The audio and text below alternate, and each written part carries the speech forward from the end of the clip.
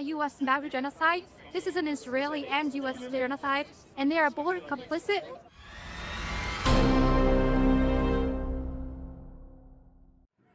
Hundreds of protesters gathered outside the Israeli consulate in Chicago before marching through downtown streets to Trump Tower. Protesters waved Palestinian flags and carried signs while the sound of drums echoed throughout the demonstration. It's not a U.S. genocide.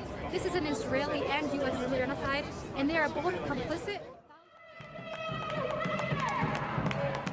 A majority of Americans oppose continued U.S. military aid to Israel. Despite growing public criticism, the U.S. continues to provide billions of dollars in military assistance. We are in the belly of the beast, and we know our order essential to enact change.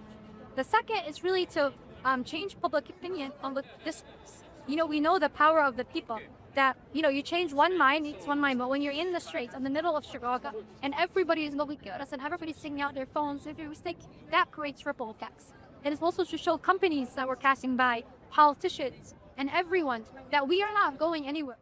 The march covered approximately 14 blocks, crossing several bridges and passing major businesses, including Boeing's former headquarters, whose products are used by the Israeli military.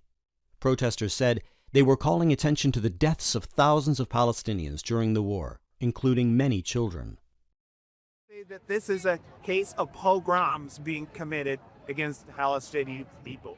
That pogroms is not just something that happened to Jewish people, of course, in especially the 20th, 19th, and 18th centuries, but it's something that we see happening around the world in many cases to the Rohingya, for example. The Uyghurs in China, where people are being singled out and driven out of their homes by an oppressive state.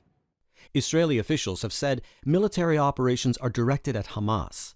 At the same time, international organizations, journalists, and humanitarian groups have documented widespread civilian casualties and extensive destruction throughout Gaza.